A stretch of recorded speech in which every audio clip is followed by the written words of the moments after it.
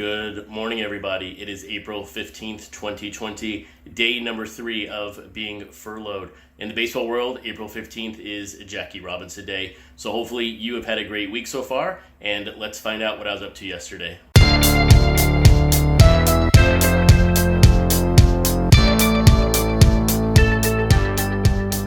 Hey, so April 15th, Jackie Robinson Day. It's probably my favorite day in the baseball season just because the jersey I own of the Mariners is actually number 42. I'm not a big fan of purchasing jerseys of players who are active because of trades, releases, things like that.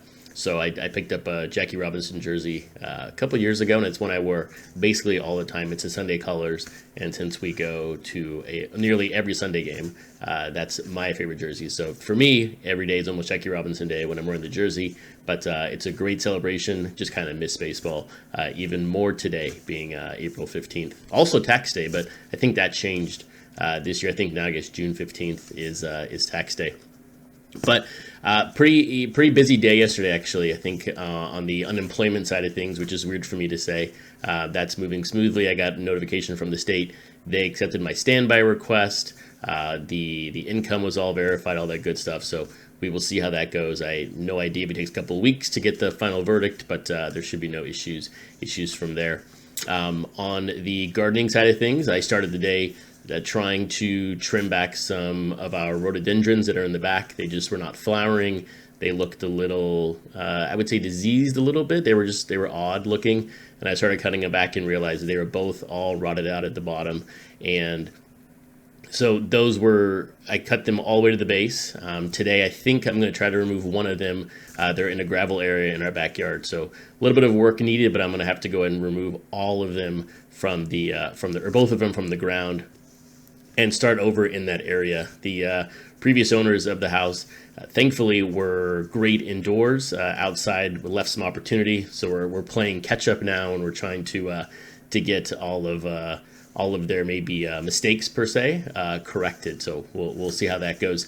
Secondarily, on the grass is growing better, but I did discover a large patch of poana. I should have recognized it earlier, being a golfer for many years, but I did not. So that's the sort of next project on the list, is to get all that poana pulled up so that it cannot seed again in the fall.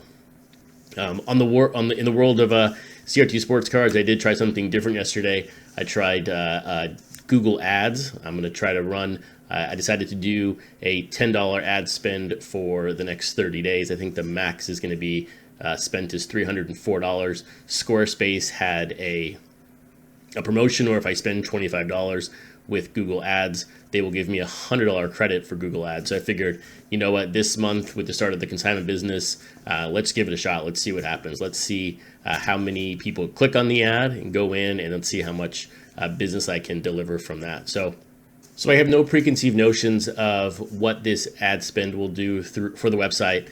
But, if I can deliver 4 to 5 extra customers to the consignment business through this ad, I think it'll be a success. I think $300 at the end of the day is a little steep for our sales and for the budget, but we'll adjust it accordingly based on how the sales go throughout the next 30 days. Or actually signups, not sales. But hey, that was my day yesterday. Today we're going to get outside, dig up one of those rhododendron bushes, hopefully, dig up some poana. But it's time for the question of the day, and it comes from Steve, one of our good friends here on Twitter. So let's get to that question of the day.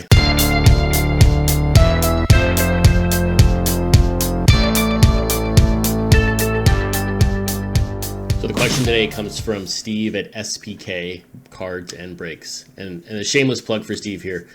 If you think I break a lot of product, Steve opens up even more. And if you have not checked out him on Twitter or his eBay store, I highly recommend it. Him and I talk quite a bit during releases, see what we're seeing through the packs and things like that. So it's a good friendship to have. But if you're looking for another seller of high volume releases, check him out. He also opens up all of the Topps.com products, which I usually miss. And I'm looking at his Twitter thinking I should have purchased that product. But here's his question. It says, Chris, how about what skills from your professional life that you have incorporated into your hobby life from an organization, software, service, etc. perspective? And stay safe. Yes, hopefully everyone out there is staying home and staying safe. But if you have to go out, hopefully you're wearing a mask and you are staying safe. So let's look at the three things that I think I've incorporated from my professional life into CRT Sports Cards to make it run even better.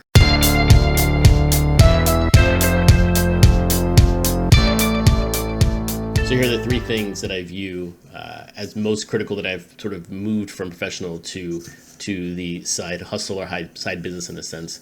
I think number one is my love for Excel. I think my previous job, I came from the retail sector as a district manager. I was using Excel daily, if not hourly. And so teaching myself Excel formulas, how different sheets interact, things like that. I think that is number one. I think you guys see the sales sheets I put out, the monthly, the yearly, the different trackers, all of that, the real love for Excel, it really has helped me understand my numbers better. And I know that if I was not building these Excel files, if I was not looking at my numbers, then I would not be as an educated seller as I am at the moment. I still make mistakes. I make mistakes all the time when it comes to countering offers or waiting to see a card rise. It rise, it falls, things like that.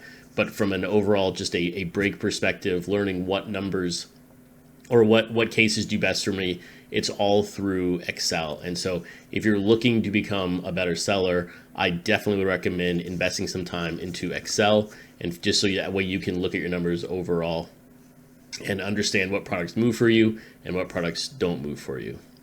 The second one here, I think, is absolutely critical, and that's service. You have to deliver the best service for your customer. There's two reasons why I moved off of Twitter when it comes to selling cards. Number one, the myriad of tax laws made it just too crazy to figure out. So that's why I funneled everything to eBay. But the biggest one, I think, to me from a personal level is the service.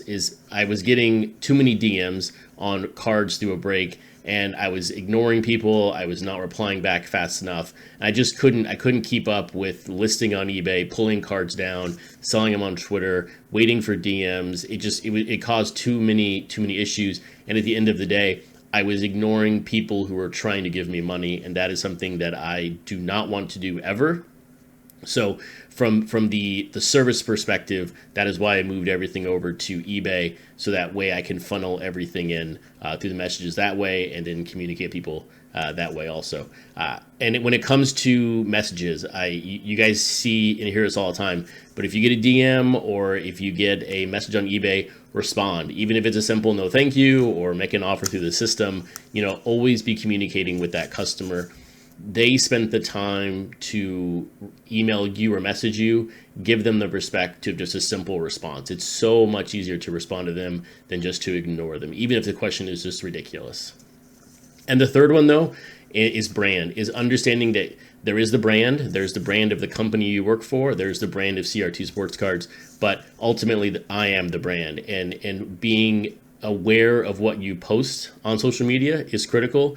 Understanding that everything you put out there, people view from the lens of the business. So be careful. I mean, yeah, we have freedom of speech, but we don't have freedom of consequence. So be very mindful of what you say. As you notice, my Twitter feed is very clean. I do make some jokes, people here and there, but I try to, I don't think I've ever cussed on Twitter. I never will. I don't think it's the proper place for it.